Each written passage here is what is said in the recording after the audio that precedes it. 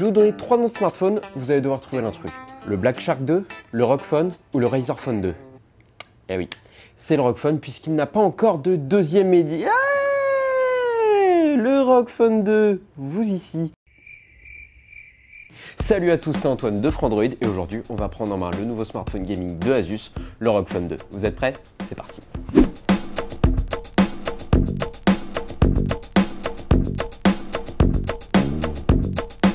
Le ROG Phone 2 veut se placer comme un appareil précurseur.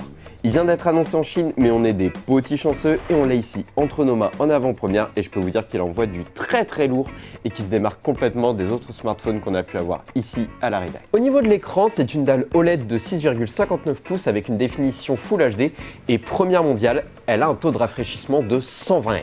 Certains me diront que oui, c'est pas le premier smartphone en 120 Hz puisque le Razer Phone 2 avait déjà un écran comme ça, mais lui c'était un écran LCD. Le ROG Phone 2 c'est le premier à coupler l'OLED et le 120 Hz.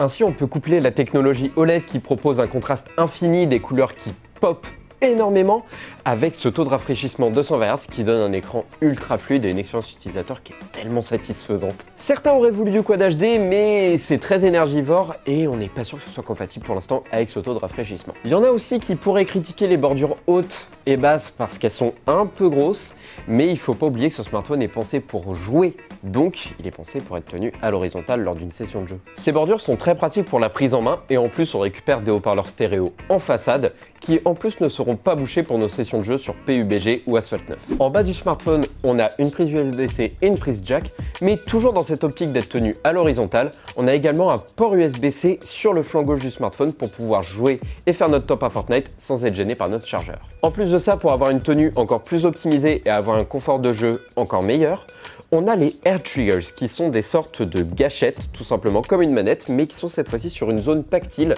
sur le côté droit du smartphone. Ces boutons sont programmables, ce qui fait que par exemple pour un FPS, on pourra décider que l'une servira à viser et l'autre à tirer. Il n'est pas que précurseur au niveau de son écran puisque c'est aussi le tout premier smartphone à intégrer le Snapdragon 855 Plus. C'est le même processeur qu'on connaît et qu'on adore, mais en plus performant sur les jeux avec des performances graphiques améliorées de 15% et un CPU amélioré par 4%.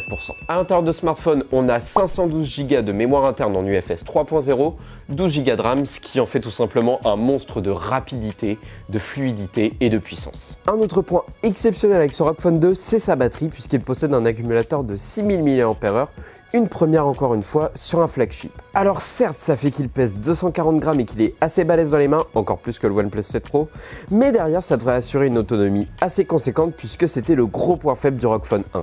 Et rassurez-vous, vous pourrez recharger cette grosse batterie assez rapidement grâce à la recharge filaire de 25 watts. Pour éviter que tout ça chauffe, on a un gros système de refroidissement avec d'ailleurs la grille qu'on aperçoit juste ici. Et si c'est pas assez, vous vous souvenez du port dont je vous ai parlé sur le flanc gauche?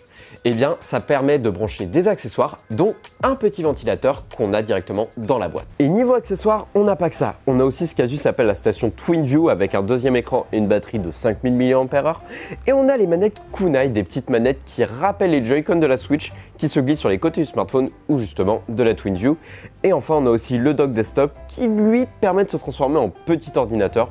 On couple ça à un service de cloud gaming et on peut aisément imaginer que le ROG Phone 2 se transforme en petit PC de jeu. Au niveau de son dos, on ressent vraiment la patte de ROG avec un design très agressif qui rappelle beaucoup ses ordinateurs. Un dos en verre avec le logo de la marque qui s'allume en RGB, une double caméra qui est le même module que sur le Zenfone 6 et un double flash. Quand on regarde sa fiche technique, on ne peut que imaginer que ce ROG Phone 2 va se hisser tout en haut de la liste des smartphones ultra puissants avec son Snapdragon 855 Plus, ses 12 Go de RAM, ses 512 Go de mémoire interne et surtout son écran OLED 120 Hz.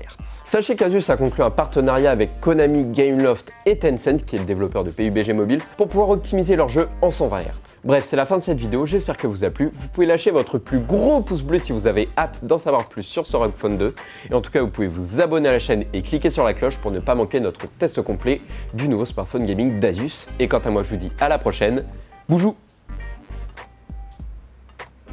Quoi? Le petit chasseux. Ouais, bah tu vas arrêter de t'étouffer tout de suite. Tu modifies mon œuvre sans m'en parler. Ok, bah parfait, parce que ça rend l'œuvre encore mieux. Je suis un peu Michel-Ange. C'est bon, c'est toi?